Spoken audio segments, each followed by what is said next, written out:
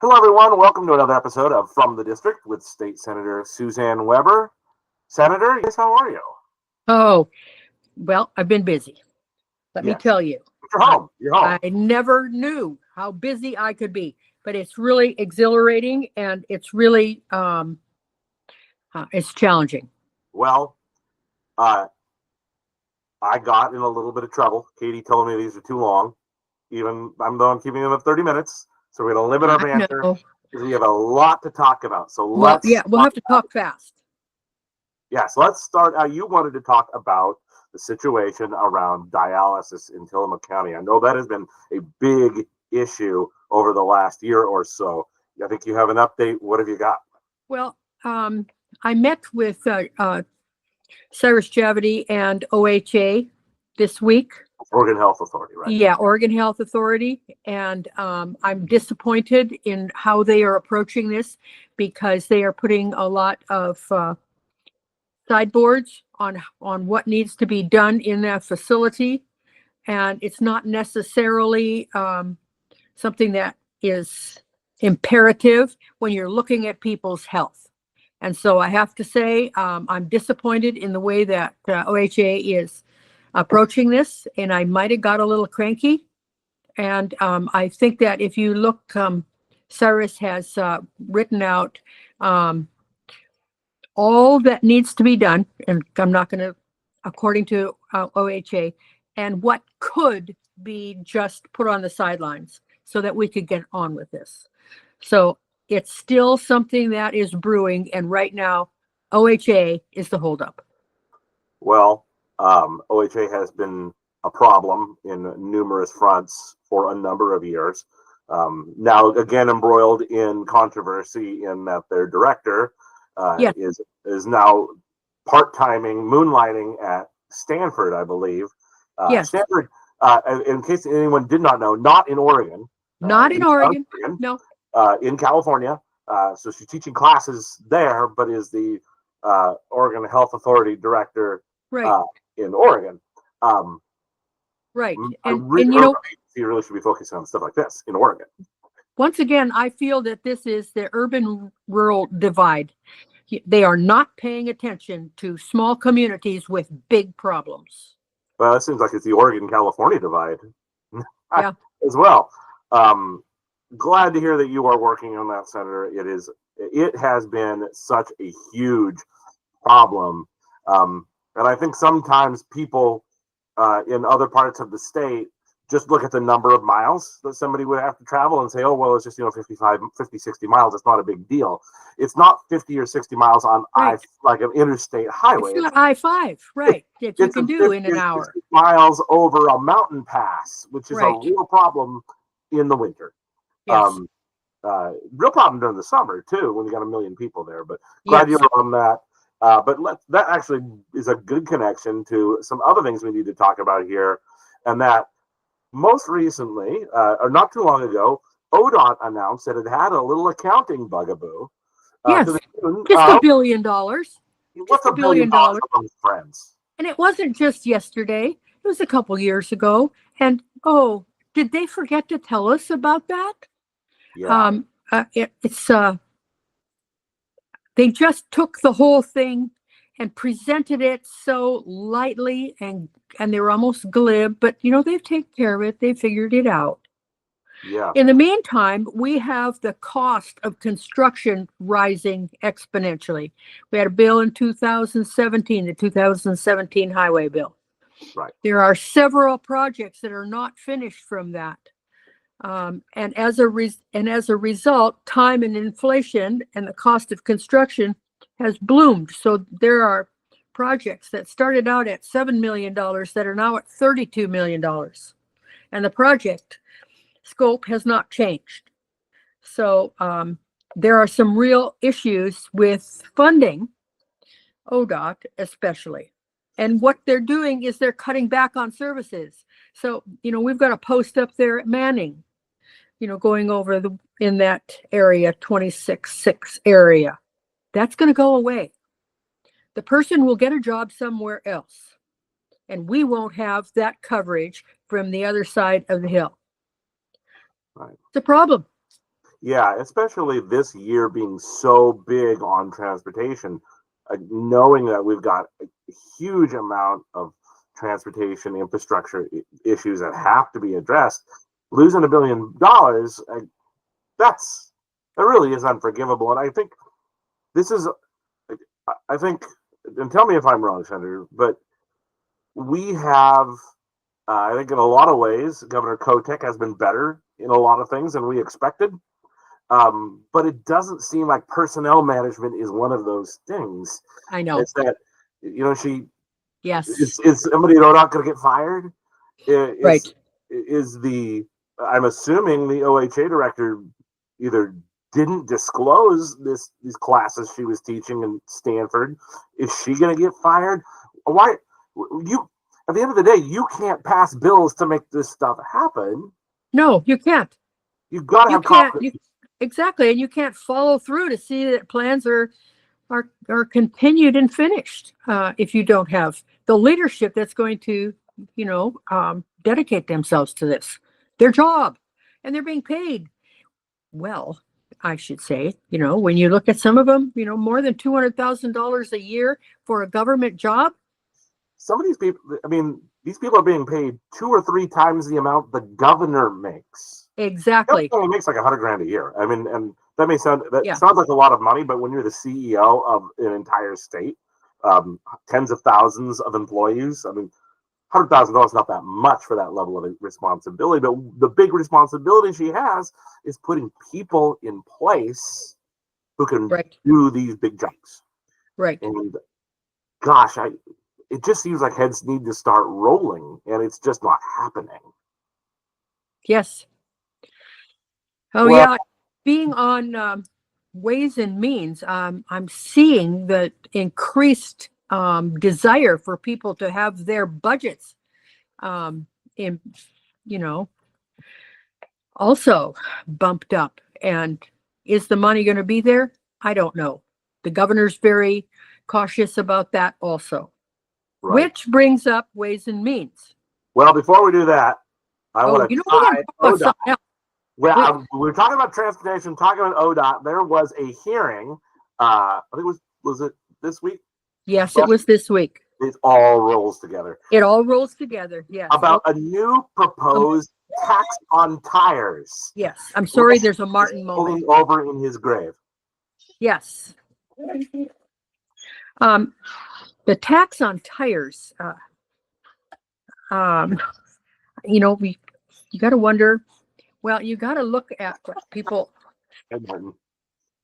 are looking at for ways to tax, because that's how they feel that it's going to, be able to be funded. Right. But then you got to look at all of the fine print. Okay, what is this going to pay for? And how is it going to impact school districts for their tires, government for their tires? How is that going to be worked into the equation? And then what are you going to use the money for? Oh, one of the things is railroads, rail service. Right. And we're not talking about not talking about rail service for transporting goods. We're talking about people. Amtrak. Yeah. Yeah. BSS, which is really hard to swallow when our highways at the coast are literally falling into the ground, and we're falling into the river. Yep. So that, if everybody's interested, that's HB 3362. It is too late to submit transport. But you know what? I think it's a good idea if you have an opportunity to go on that bill and press on the testimony button and look how it's going to impact people if it comes to fruition, because people are very clear about, what's going to happen. And while it is too late to submit testimony for the record, so it's not going to go officially on the record, you can email the members of the Transportation Committee and tell them, please vote no on HB 3362. Vote no. You can just, it's a joint committee between members of the House and members of the Senate, so it's a big committee. So you're going to be spending some copy and paste times on the email addresses. But I think it's really worth it. And another thing, for those folks who are listening who just thinks Senator Weber's cool, which we all agree she is. Huh. But maybe she doesn't represent you. She's not your senator. Reach out to your legislators. Reach out to your House members, senators, whoever, and tell them, Yeah. please vote no on HB 3362. Right now, this is in the House, so get a hold of Representative Javity and Representative Edwards. I don't think either one of them are particularly supportive of this bill, but it's good for them to hear Yep. from their constituents. And someone from the House did testify against it. Yeah, and I suspect a lot of the Republicans on the Republican side will be quite against this. I'm just pulling up the bill really quick. Let's see here. 3362. Forgive me. This will require a 3/5 majority. It does. Now, because it's every a tax. Democrat votes for it, they have a 3/5 majority in both chambers. But every single Democrat would have to vote for it. So Yes. if all the Republicans hold together and one Democrat or two Democrats here, depending on the chamber, It's gone. fail on this, it's gone. And Yeah. I think there are some more moderate Democrats who they don't want to answer for that vote, because I can't imagine that tax is going to be. It's a 4% tax, which may not sound like a whole lot, but I don't know if Have you bought a set of tires tires last lately? year. They are not cheap. No. They are not cheap. So it will add up. Well, as we were talking about accountability of the governor, has an interesting bill that is really trying to get at accountability. You have it. Yes, I have the. I have the proposed amendments to what is Senate Bill 141. Yeah.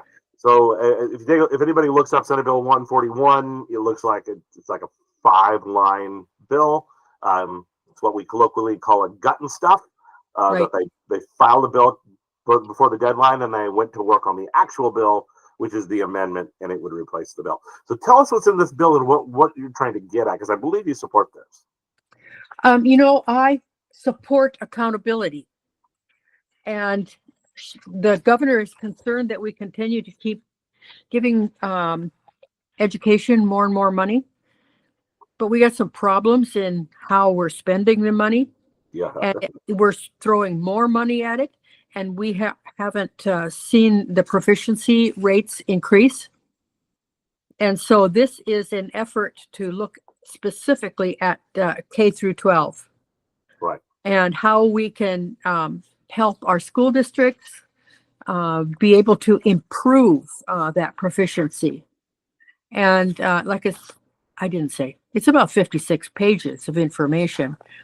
And in the end, it's going to continue to build on student success, and it's going to establish metrics to be able to know what student success is and what you're doing, and provide more data and be able to report the data in a very public way so people understand what's going on in their school districts, and look at assessments.